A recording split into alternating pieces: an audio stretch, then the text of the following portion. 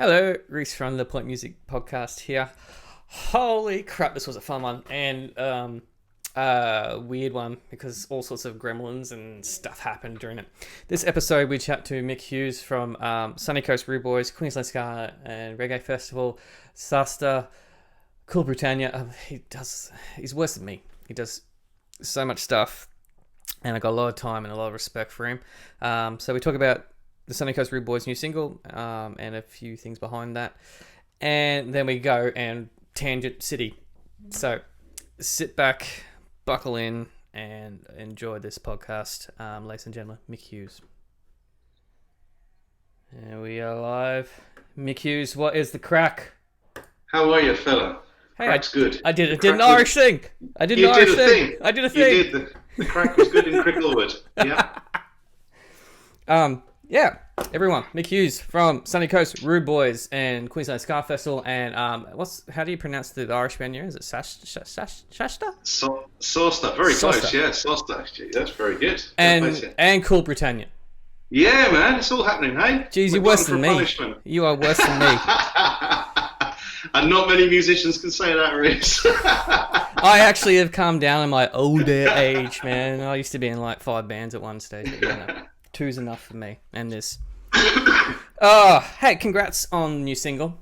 Thank you very much. It was great fun making it. Yeah, it was really good fun. Kind of surprised me because I wasn't expecting. Normally, you're like the king of like self-promotion on the coast here, and I would have known about it like probably about a month ago. But yeah, kind of popped that one past me, and I went, oh crap, they got a new single. Oh, hey, woo, all right, cool. It was all right. We just smashed it out there, and it was great fun. And yeah, we're really pleased with how it turned out. We recorded three singles in one day with a 10-piece band, which was a bit of, it was like a military operation. So I literally had a time Excel spreadsheet. It was right, you lot in, all the horns out. Get all the horns. They've got 5-piece horns before we start. So we're like, you're right, you lot bugger off. So we were started at 9 in the morning. 1 o'clock, the horns came in. We had to have the foundations of everything of 3 songs done, including that one you're talking about. And then the horns came in, and we sort of directed them. Well, coincidentally, because I gave you the heads up, I did a sneaky bit of research this afternoon. It was actually like literally half an hour ago. I was listening to what's Alex's podcast? Super fun, happy, awesome. Alex Ross, yeah? Yeah, it's the pedal show that he does with Gabor. Oh, yeah, I know what you mean. And they're actually talking about you on that. Oh, were they? Yeah. All good, I hope. Yeah, no, what it was, because for those that don't know, Alex, he runs Paperbark Studios, where Sunny Coast Rude Boys have just recorded. Great little studio in Nambour, just on the outskirts of Nambour there. And Alex is a legend. I have a lot of time for that dude. And he was mentioning, because he was asked, what have you been doing? He said, it's because of restrictions easing up, I'm going to start recording artists again. He said, but one of the first ones was a 10-piece band, and we had to do it in a roster. So rhythm section in first, and then, right, okay, and as you were explaining, just a spreadsheet kind of thing, and then the horn section in, that can only be so many people at the same time, and then you had to get in and do the vocals. Yeah. Man, that would have been a mission. Do you know what? I honestly mean this. I know a lot of people would just say this when they were doing an interview or anything, but I honestly mean it. It was an absolute joy. It was so easy because I tell you what, that band are the easiest crew to work with. They're just so well. They've got the juice. They've got the talent to start with, and they're just so enthusiastic and helpful. And everyone's, saying that everyone now, we've got a couple of young fellas. Not everyone. It's a rotating roster that you have. It's a different band every time I see you guys, though. Yeah, well, no, we're pretty much. There's only been a couple. Now? No, it's added. We've added to it. Okay, we went from 2 to 3 to 4 to 5, 6 horns sometimes. But it's adding to it. But it's not. No, the core groups always pretty much be the same. Yeah. But no, they're so enthusiastic. But and you got, because of the majority of the group, I'm 46 in a couple of weeks. I've been at this forever, and the other guys are sort of my age and older. Most of them, apart from 2, everyone else is my age or older. So we've all been there and done it. So we're kind of the nice part about that is everyone's kind of done the big gigs and lost the ego, and everyone's just nice, and they've all got the experience. They just takes a while for that. Yeah, that bullshit to wear off. And once you go through all that, and you go, yes, I've done the big gig, and I've done the big support gig, and we can all calm down and be nice to each other. Man, you're lucky in that regard, because your last gig's pretty sure was with Melbourne Ska Orchestra, wasn't it? Yeah, that came around pretty well. I've done a few with those guys. I've done a few with Nicky and Nicky Bomber. We kind of hit it off a couple of years ago at a festival, purely by chance, actually, down in I was with my Irish band down in Port Fairy Folk Festival. Oh, yep. And we had some friends. I've got some friends that I knew from other bands, that were in the Melbourne Ska Orchestra, and I got chatting to those guys, and of course Nicky was there, sort of an after party type thing. We got chatting there, and it was funny how it worked out, because what they did was it was the Pogues anniversary, one of the anniversaries. I forgot off the head, and it's interesting because I grew up in London from an Irish. We grew up with those guys. I know all those lads from. But you've still got all your teeth, unlike But still, no. Shane's got all his teeth now, man. Shane looks great now. He can't walk very well, but Shane's got perfect railings. My God, they're beautiful. They were like a burnt fence there for a while, but no, he's perfect now. Well, that was what. But anyway, what they did was they gave there was us, my band Soster, there was the Melbourne Ska Orchestra, a few other bands. And they got given a Pogues, or a song that the Pogues were famous for. A lot of the Pogues songs were sort of traditional Irish songs that they covered. But we got talking. He was like, "Bloody, I've been given this song and I don't know what to do." And my friend who's in the band was like, "Why don't Mick plays ska and he's an Irish guy, like originally." Mm-hmm. So we got chatting anyway, and I ended up doing the song with Nicky for the Melbourne Ska Orchestra down there, and we've become buddies ever since. So we must have done a dozen gigs now between us. Like, he's come up and fronted my band with the Rude Boys with me a few times, and we do a gig at the Triffid at least once a year together and stuff. So yeah, it's worked out. He's a what I always introduce him as a masterclass on stagemanship, stagecraft. He is a masterclass. He's something else. Very demanding, man. I've got a lot of respect for Nicky Bomber. Like the amount of times that, particularly at Clownage Music Festival, seen him there. Or that one time that they played Soul Bar, and it was absolutely packed. I couldn't actually stay for the whole gig because it was that packed. But what it was, like, going to gigs all the time, I'm used to people behaving in certain ways. It was the Easter, I'm pretty sure it was the Easter long weekend. Yeah. And it was all people our age behaving badly. Oh, right. So the older you get out, you just go out more infrequently. Yeah. And then you I think they were using it as an excuse. I saw some pretty random stuff, hey.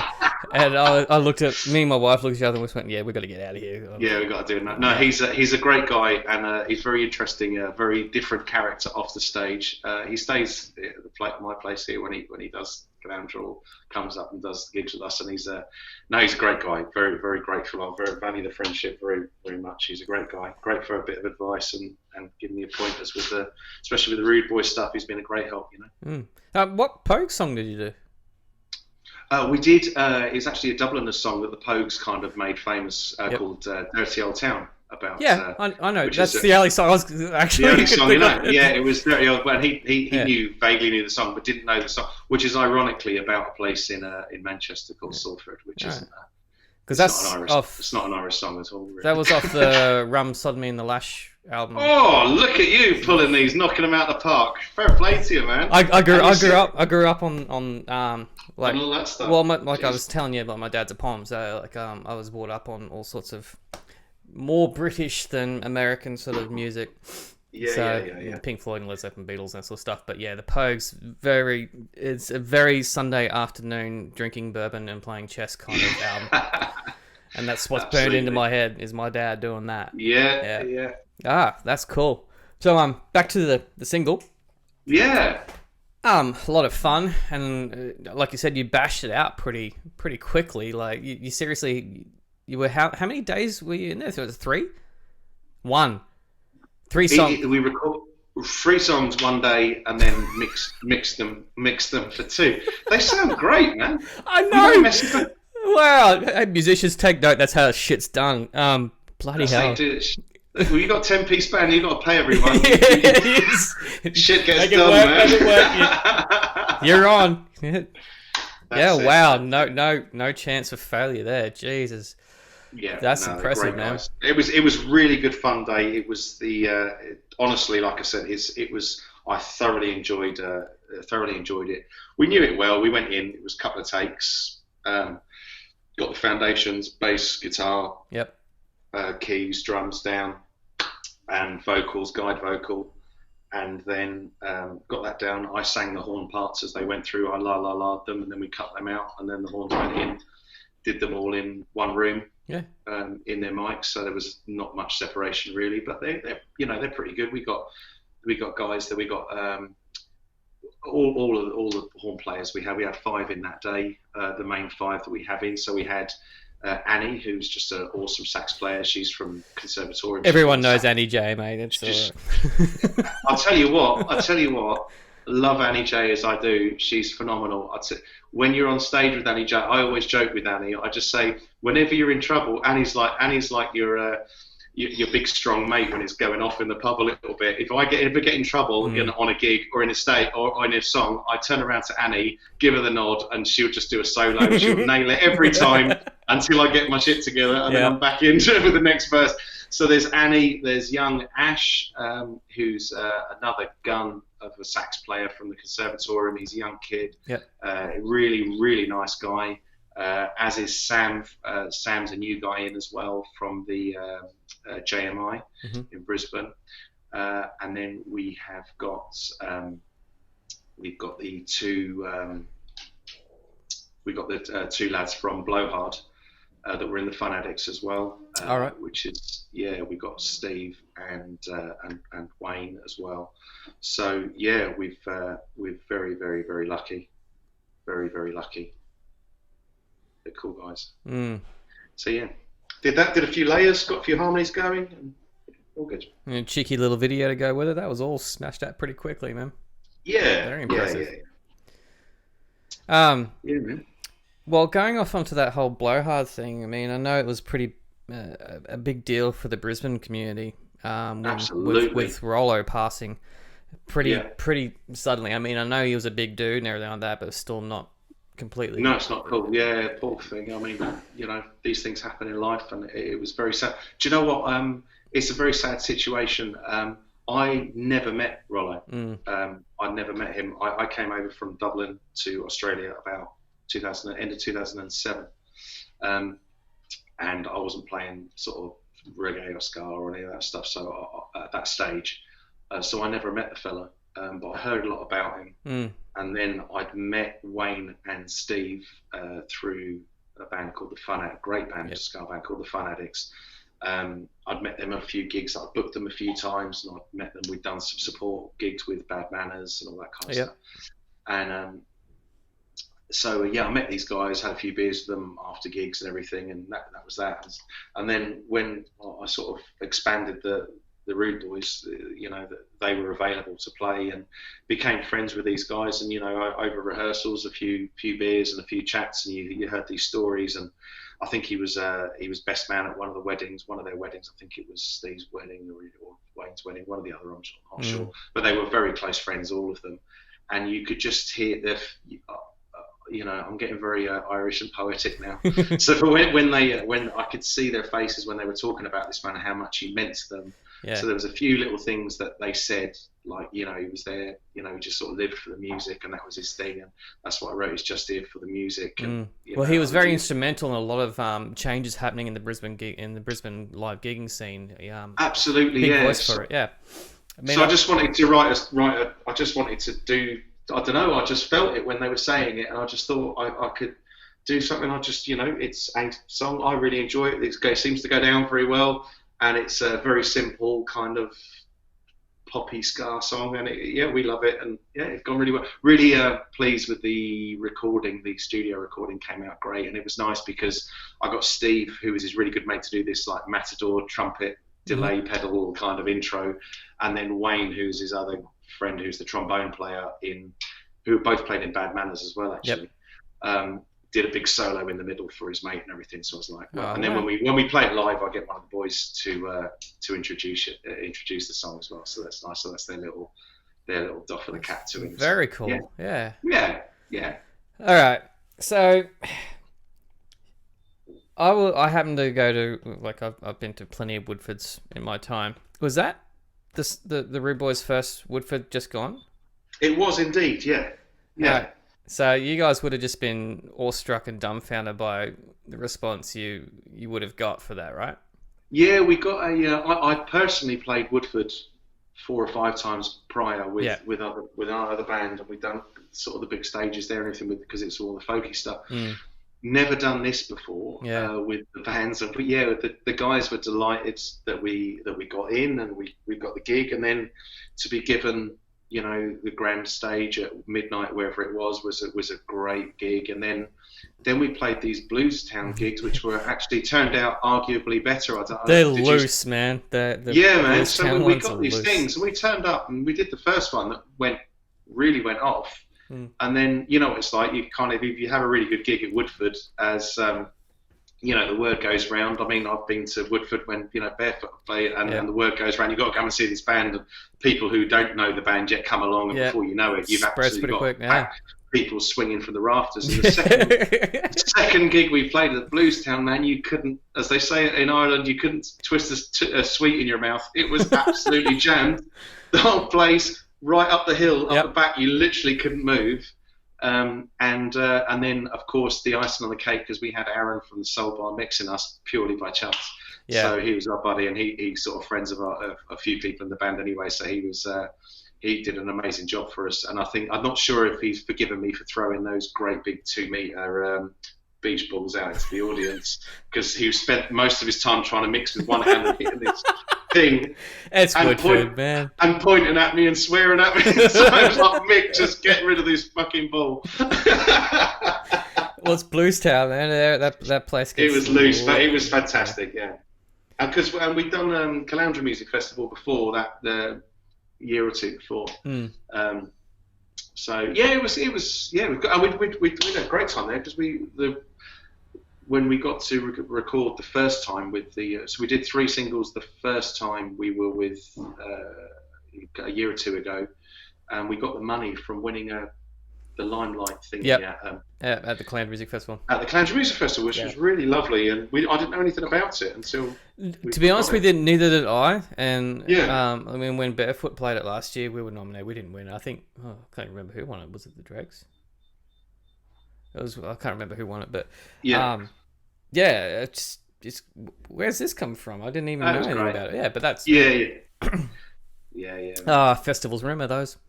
It's all going to come back, man. You wait and see.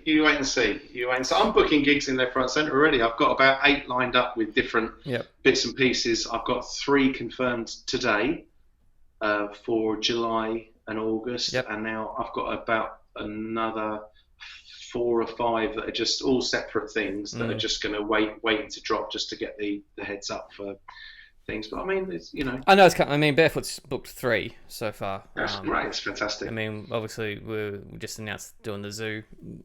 Yeah, man, I saw that. I'll be there, man. Loves me a Barefoot gig. That'd be a fun one. And we haven't announced the other ones yet, but yeah, in due time. Even my other band Mules, we managed to start booking gigs again too. I mean, we can do the low capacity ones anyway, because we're not a big band, so it doesn't matter. Exactly, and it's a time to help each other. It's a time for venues to. Do you know what? It's a really, as they say, you know who your friends are when the chips are down. You know, and it's the same with venues, right? Yep. So I deal with these as you know. I sort of, as much as you know, I'm playing in 3 bands and running 3 bands.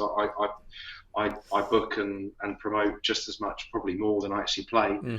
But it's really interesting to see the ones that are coming to the table, and you know, you can go back now, and I've done it with a few venues and I'm saying to them, I've never let you down before. Every time I've booked a gig, you've been packed to the rafters, and I need you to do this now, and I'm booking these bands, and I need you to sort this out, and blah blah blah.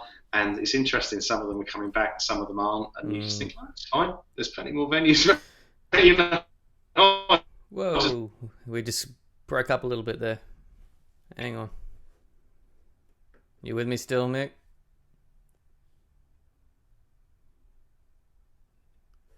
Oh, frozen. Hang on, Mick. I'll get you back. Okay. Oh, I got you. No. You broke the internets, bro. I don't know if that's me or you, mate. Ah, I've got you. Yeah, there we go. There we go. Ooh, we got movement. This is the first time it's actually ever happened to me during this podcast. Yeah. Oh no. Yeah, got me. I'm gonna have to do hold music while we sort this shit out. Just, do you want me to call you back?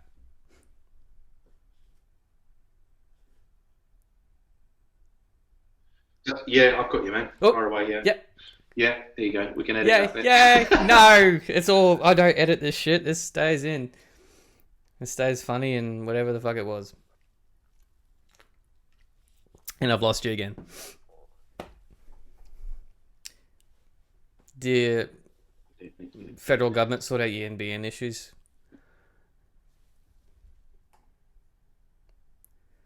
So anyway, we're chatting to Mick from Sunny Coast Rude Boys, and yeah, we're having some connectivity kind of dramas, and just failed. It's all right. We'll close that and we'll call again. So this is the first for me. So I was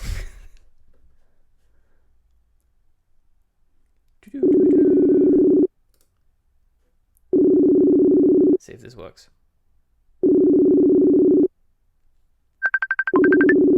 Ooh, just gotta end that one. Gotta close this one, and we gotta accept this one.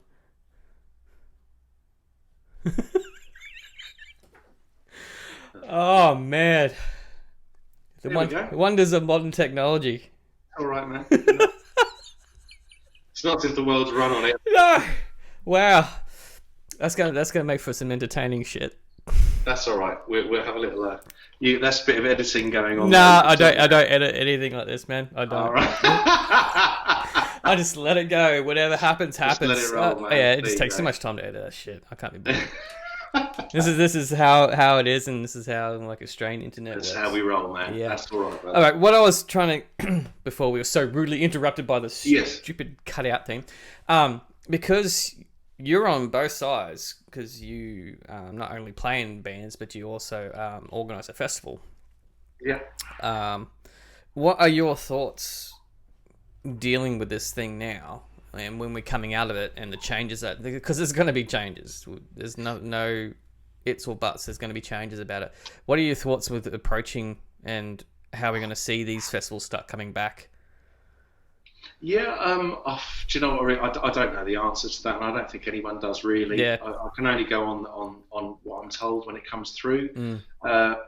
My prediction, what I put my money on, is it will get to a point where it will be social responsibility. Yep. It will be right. It's on, and if you don't want to go, because you don't want to get a flu or then stay home. Then stay home. And if you do go, and we'll have to wait and see. I don't think I'm not qualified to talk about medical stuff here, obviously, but I mean, that's the way it's going to be. I mean, I think we're very lucky. Well, obviously for many reasons, living in Australia anyway, but in Queensland with the low numbers and everything, I just think the economy is going to have to kick in soon. I don't think the plan was ever to, from what I've read anyway, was to finish the coronavirus or anything like that. It's going to end. No. It's to contain it. It's here. It's with us. It's well, as from Saturday coming, that's 14 days from 30,000 people.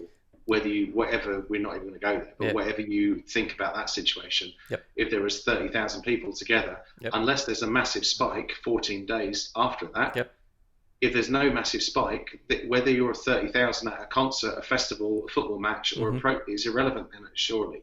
And it would seem that seems to be the situation, as far as I can see. And like I said, I'm not qualified, so we'll wait and see. And all you can do is do it responsibly. If you can do that, and there isn't a spike, and which it seems to be that situation so far, from what red. I mean, if there was a spike, it'd be all over the news by now, sure.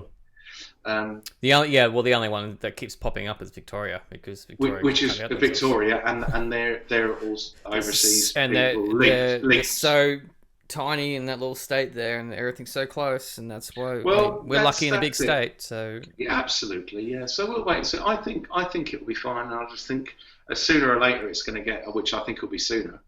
I reckon we're about a month away from people saying enough's enough. It's your own business what you want to do now, where the cases are very low, and look, wash your hands and best of luck to you. Well, yeah, I mean, I seriously don't think we're going to see a massive flu season anymore, because people are like sanitizing. Well, they've got better. Hands. Yeah, absolutely, yeah. So, I mean, it could be a plus side. I think, and I've brought this up a few times with a few different artists. I think small gigs and that are still gonna change because of the fact of such dense capacity or smaller venues where you're really close in. They may be changing the cap on certain things.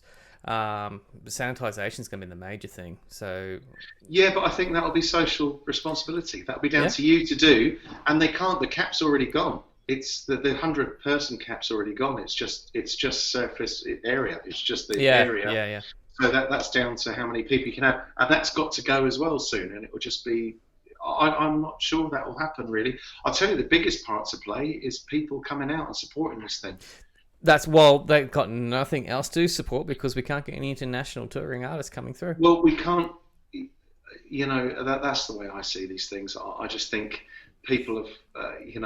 I hope they come to gigs and kick up as much of a fuss about coming to gigs as they did about running out of toilet roll and rice. Oh yeah. No. Wow, wouldn't that be nice? Yeah. I didn't get my gig tickets. It's time for a revolt. Oh, there you go. Bring it on. That's the support we like. You've run out of t-shirts. Yeah. Absolutely. Oh yeah, time to. I reckon I'm always a positive kind of fella, but I think that's I think we'll be just fine.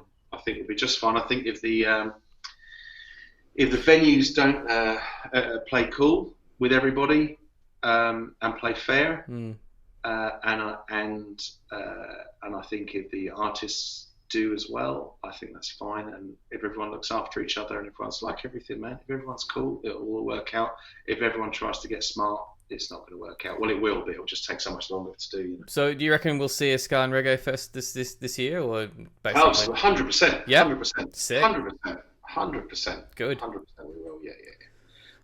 Well, you normally put like 3 on a year or something like that, don't you? Or 4? 3 on the sunny coast. Yeah. I do one in Brisbane, and I'm sort of working on I had King Tide booked with us.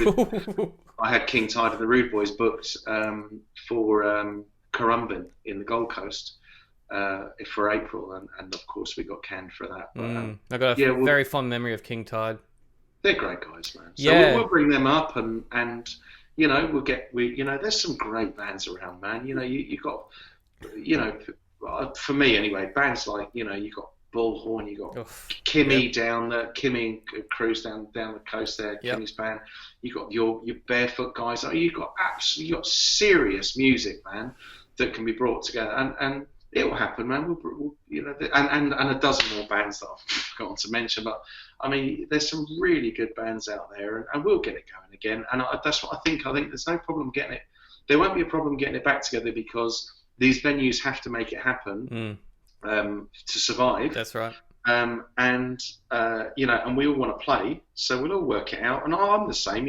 When I do the next Ska festivals, I'll have, in the first instance, certainly if I will do something this year, but I'll have limited numbers without a doubt. But I 100% guarantee you I'll still pay the bands the same, because I'll make a little bit less, and they've still, they're not, none of us in playing music are making massive money anyway, so money. You've got to respect them. Yeah, you got to respect them and do that. And listen, it's a long road, man. If you look after people the first time round, then you've got no issues with people. That's the way I always work. Anyone who plays, they get paid the same day there and then, and that's the way it works. And then then at least when you speak to them 2 years in time, when you book them for another festival, they know the way you roll. So. And it works the other way off. We've all got stories of venues where you're chasing a month, 2 months, 3 months after. You can't be doing with that rubbish. With your Cool Britannia project. Yes. Did you end up playing that show at the zoo, or that was just? No. We were again. We got coronaed. So that I kind of a bit of a hybrid of a person really, because I kind of grew up in London from an Irish family, so I grew up playing Irish traditional music and the whole Pogues thing, and then the more traditional stuff as well. Like I play with Soster and do all that stuff. To the point where all of my ska music that I learned is all in dad-gad tuning. It's really weird, right? Because it's an Irish tuning. Mm-hmm. People watch me playing the guitar like, that's really weird, man. That's not You're not playing that at all, are you? I get people every gig without a doubt. I get a dude standing staring at my hands going, that guitar's not even plugged in, is it? Because I've got a remote on it. Yeah. And I'm like, yeah, it's just a different tuning, man. Bullshit, man. Anyway, that's not the story. But yeah, I've lost where we were now. Where were we? Growing up and listening to music and the... Growing up, yeah. Oh, I kind of lost where we were anyway. But no, we were... With Cool Britannia. Cool Britannia, sorry, that's where we were. So I was a hybrid because I kind of grew up from an Irish family playing Irish music, but then I grew up in London in the late 70s, early 80s, where it was the whole two-tone specials, madness, the beat, bad manners, selector. So when I went to school with Jamaican kids and all that kind of stuff, that's what we listened to. And they're all my mates, and that's when I went out with my mates. When I came home, it was all Irish music. And then, of course, when I was in the early 90s, when I was kind of really getting into music as such, it was Oasis. Yeah, Britpop. Yeah. Britpop, that was my thing when I was, that was my era, really. I never really got it. Yeah, so, I mean, that's fair enough, but I'm saying that I'm a good bit older than you. 5 years. Yeah, well, there you go. It's the same generation, dude. So, yeah, kind of, but there's a big difference when you're younger. When I was, when I was 15 and you were 10, that's a big difference. Good point. That's a fair point. But for music stuff, when you were like 12, I was drinking in pubs like in London, and listening to Oasis. So that's fair enough. So yeah, that was my thing. So I kind of, obviously with a full Riverdance Heart of Ireland show, an Irish band, a ska band, and a Queensland Ska Festival. I didn't have enough on my plate. No, so not at all. I mean, I thought I'd put out chuck another one in there. Yeah, so we've been rehearsing with these guys that are just phenomenal, man. I'm absolutely loving it. So yeah, we're playing all this stuff as well now. So yeah, we've got a few bits and pieces lined up. We're going to play in Kingscliff that's another gig. At the Beachy? At the Beach Hotel? At the Beachy, yeah. I love that venue. Yeah, we're going to do the Beachy on... we do that kind of once a year with the Rude Boys, and then I'm doing it once a year, or the first gig is going to be, so it'll be anything with with Cool Britannia as well. So the way we're working it is we're doing a 1 hour set or 1 bit hour set of Britpop, so that's the Verve, Happy Mondays, bit of everything, all that kind of stuff, James, all that kind of stuff. Oh, yep. And then the second is just like an Oasis set. It's just rock and roll set, man. So it's great fun. I actually gained a little bit of respect for Oasis and, to a degree, Liam Gallagher. I actually hate saying that. Yeah. After watching that documentary that's up on, is it on Netflix? I think it's all Stan. Yes, yeah. There's a couple of. It was really cool. I mean, like I've at some stage I've sided with Noel Gallagher and then listen to him and then I go, nah, he's a twat, and then go and have a listen to what Liam's doing. It's going, oh no, he's a twat. Oh, but they're both twats. Who's right? Who's wrong? I can never figure it out. But I like the way you can actually see his point of view. Like Liam's point of view with how I think, and he loved that band. Oh, absolutely, and it's very difficult. I mean, psychologically, it would do a lot to you. Not that I'll ever know, but it'll do a lot to your brain if you go out and play in front of 100,000 people just adore, and you get told money is no issue for anything. You get what you want when you want, and for many years when you're a young man, and you're being told every day how amazing you are and you're a genius, and they're comparing you to the Beatles and. Which is just crazy. I mean, I mean, this is a whole other podcast, man. But I mean, I'm a firm believer in bands like, even you're the band I know you from. That there is if there was a major backer, there's no reason why someone like Barefoot couldn't be a massive band. Absolutely no reason whatsoever in this world. Absolutely no reason. Take yourself out of the equation for a second. I'm just talking to you as a man, and just talk about it objectively as a band. Yeah. A band like that, they've got the right sound, the right look, they're the right, everything's right. So that is, if there was somebody that put a lot of money behind that band, which is unfortunately, as we all know, as the higher you start rising up, we're all good musicians, man. It's nothing to do with that. It's who's backing you and the business side of it, right? So if you were on radio and you put on I mean, how is Impolite not the perfect radio song ever? Well, to be fair, it used to introduce Roots and All for every Monday night for a year. Something like that. So you look at things like that, and it's just that happened to that band. Somebody's got to be famous, right? And they did an amazing job. They're a great band. But I mean, if you look at, it's not massively complicated music at all, you know. So you know, it's and hats off to them. Jesus, as they say at home, I'd love to be a fiver behind him, like, you know. But they've done a fantastic job. They wrote some amazing songs. But I mean, if someone's got to be famous, and it's as we all know, it's not the most talented musicians. That's not what makes you famous. It's usually the loudmouth that does it. Well, it's, you know, there's lots of factors that come into it, and just being the best band certainly isn't the one that. And like I said, I don't mean to be blowing smoke with Barefoot, but bands like Barefoot and a dozen other I could name that could be just as you know, with the right backing and the right sort of note. And the right people behind them that take notice of them and have a vested interest, could be, you know, absolutely famous. Well, here's one thing I want to bring up with you, and it's been a gripe of mine for some time now, playing in roots and reggae music. Yeah. For a genre that is borrowed from a lot, in pop music particularly, I don't think it still gets the respect, widespread respect, that it should, particularly with independent artists in Australia, in America, and over in the UK. We've got a big following in Amsterdam, and we've got a following in I think Japan. Even with Kiwi reggae and that sort of stuff. But in Australia, we just don't seem to adopt it commercially. I cannot figure out why, because, well, apart from the whole Bob Marley syndrome, I mean, if someone says, oh, you listen to reggae, automatically they're just going to think Bob Marley, right? And I actually don't listen to that much Bob. No. I actually listen to more Damian Marley, or I listen to Kiwi reggae more than what I would with Bob Marley. Not disrespecting Bob Marley, but it's I mean, again, it's a difficult thing. We can do a few of these podcasts, man. New Zealand is the biggest consumer, apart from, I believe, Hawaii, actually, outside Jamaica. Brazil, I think Brazil. They're right up there. One of the, you know, who's just adopted this you know, Jamaican sort of reggae music as their music, and then, fair play to them, made their own, and they've got.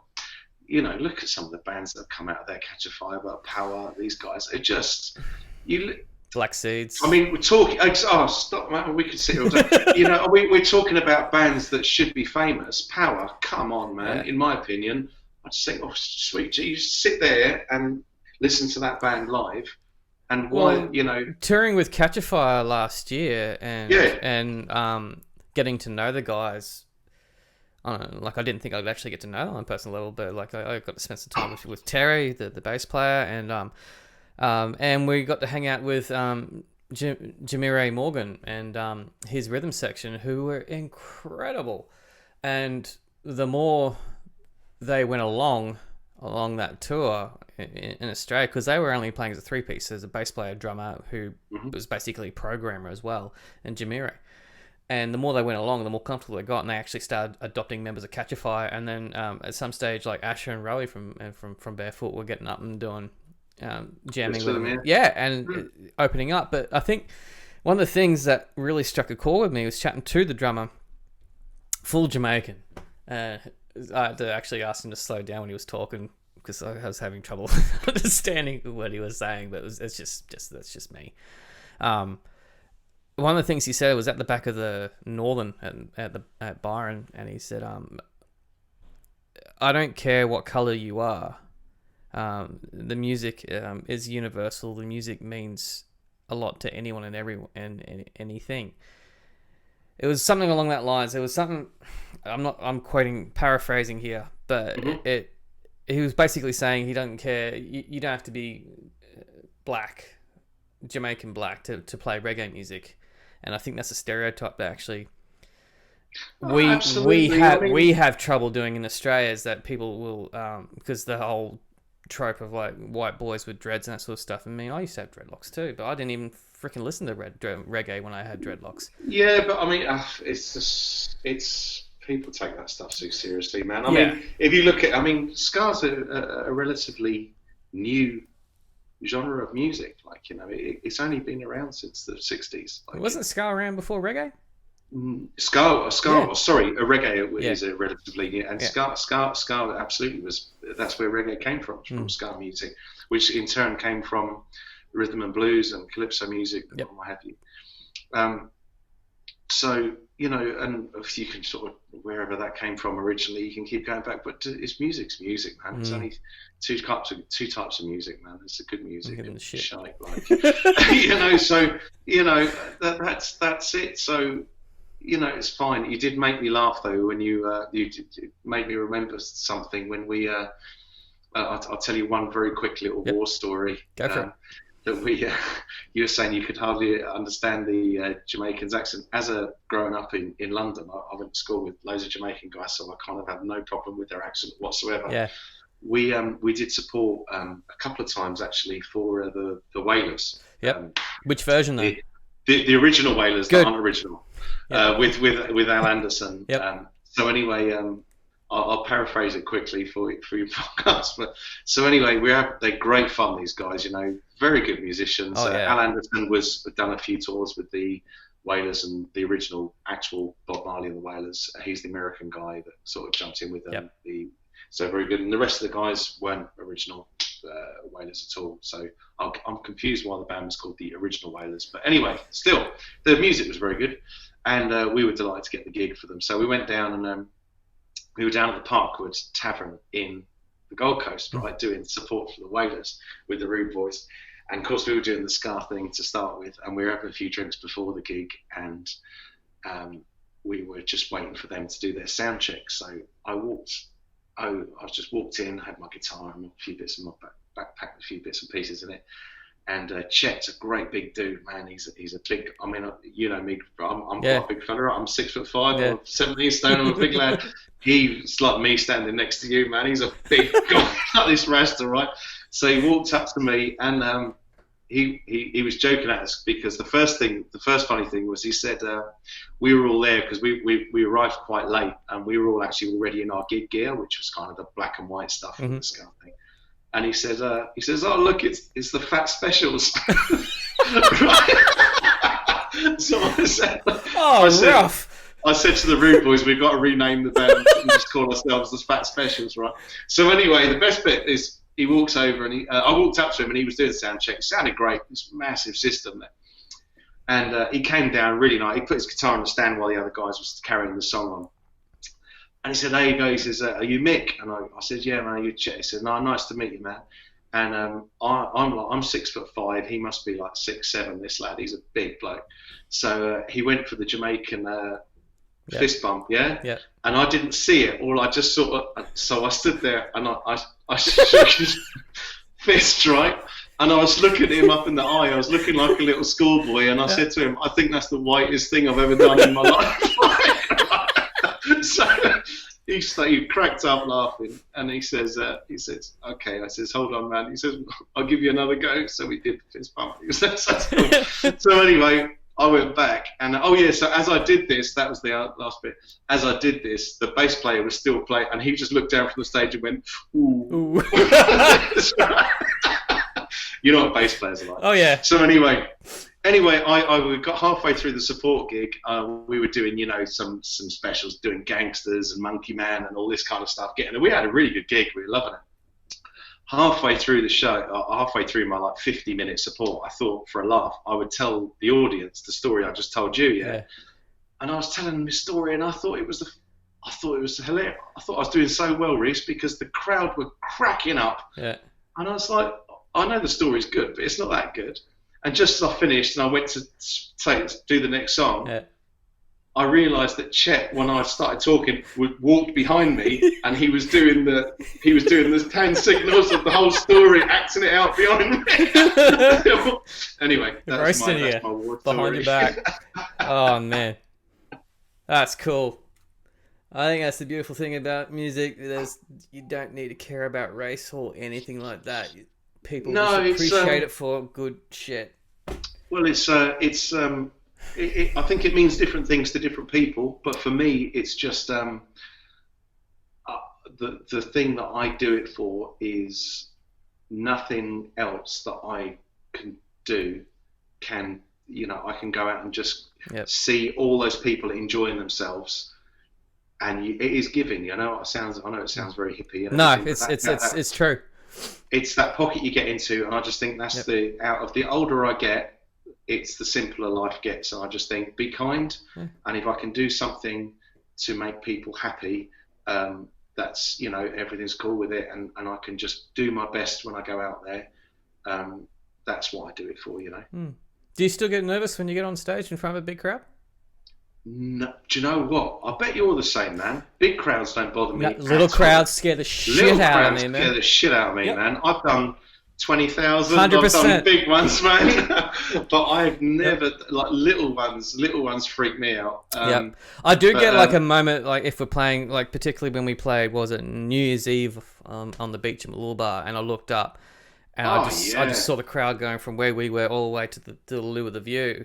Yeah. And I went, that's a lot of people, but it didn't really affect me. I just went, oh, that's a lot of people, but like that's a lot of people all on your side, mate. Yeah, but if you're playing to like 20 people, it messes with your head. Yeah, it can do. Yeah, but no, I don't. I go out and have fun, but it depends. I suppose the trick I've always had up my sleeve is I've never tried to be cool. The Rude Boys is not a cool band, right? It's a fun band. We can pack a venue because we have fun up there, right? We've got a solid following, right? The gentle art of not giving a shit, basically. Absolutely. We go out there, and I'll tell you what, we do a really good job. I know, and if we didn't, I'd say, we go out there, we do a really good job. We get booked, we pull really good numbers, we do all that stuff. It's great. And that's fine. With the Irish thing, we've been on tour with bloody Archie Roach, Tommy Emmanuel, done all of this stuff in Europe, France. We've done all this shit. Done Hyde Park in Sydney twice. We've done QPAC. We were at QPAC last week. Yep, yeah. We've done with Katie Noonan. We've done all kinds of shit. But it's Irish music, which is the crowd is very different a lot of times. So we do two things with that. We do the nice Irish concert, the Riverdance thing, and then we do like a Pogues kind of gig as well. Yep. But if I'm in front of 200 Irish lads drinking Guinness and we're playing all the hits for them, it's cool, but it's not cool. It's not trying to be cool, trying to get into magazines and all this. It's not that, And I'm very lucky with that band. I've got 3 seriously good musicians backing me up, So when you go out with that attitude, and it comes for me anyway, I think it comes certainly with getting a bit older as well, where that's not what I do it for. I don't do it. I don't want to be cool. I wasn't cool when I was young, Reece. I'm not going to try now. I just want to be just be cool with people. Just be nice with people. Come and play music, and that's the thing. We were talking very briefly before we started recording about going to the gym and people, all the lockdown and people being very glad that they could get to go to the gym and just not think about anything else and just be in the zone. It's the same thing on stage. That's what a gig is for me. The second I go on there, I'm not clever enough to think about anything else. I go on there, and whether I'm playing in front of 20 people, which I've done, and I've played in front of 20 and 30,000 people, it's the same thing. I go out there and I give 110% because we're so lucky to be able to do what we do. Yeah. And experience that. Agreed, yeah. But a lot of people don't, and nobody knows when it's their last gig as well, man. Well, we've just had a taste of that pretty much, haven't we, this year? So. Well, nobody knows when it's their last gig, as in something happens there. Yep. You know, you hear it when a band falls apart and then it never really gets together, and then the guys in the band or whoever's playing, the people in the band never really play in another band again, or someone hurts their hand or whatever the fuck it is, you know. Yeah. You never know. So if you go out there and just do everything you possibly can, for me, it's the best medicine in the world, man. Dude, that was profound. It's good. Strangely poetic. That's a good way to end the podcast, man. We're just about to hit 50 minutes, believe it or not. Oh, that was a big one. I didn't even know. Yeah, no, you ended that brilliantly. I'll give you a virtual high five on that one, yeah. Oh, excellent. That's Reece, cool. thank you so much for having me, mate. You're welcome.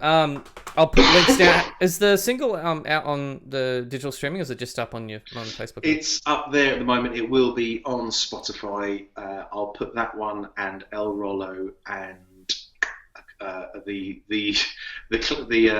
what's the other song? Clap Your Hands is the other song, which is the cover of the glam rock song. And then we've also got a Rude Style, which is another single, and we did a cover of Message to You, Rudy, as well. So we'll have 4 or 5. I'll just link to you the yeah, man. We'll put it up in a couple of days. We'll have it up and running, and yeah, it'd be great. Thank you so much for having me, mate. We'll see you next time round. All right, man. Hang on the line there. Cheers, guys. I'll have a quick chat to you after this sort of All stuff. right, so, ladies and gentlemen, Mick Hughes from Sunny Coast Rude Boys, Queensland's Carnival Reggae Festival, Cool Britannia, Sasa, and it's Mick. Thanks for tuning in. If you enjoyed that podcast and previous ones and you have not done so yet, please go and press the little subscribe button down there. That's the one. And ring the bell. It matters. It means a lot to me. I've been doing this series now. I think we're up to episode 17 or something. People have been enjoying it, and I've been enjoying it. So thank you for watching. Thank you for supporting local music, live music, Sunshine Coast music, Queensland music, Australian music. Thank you.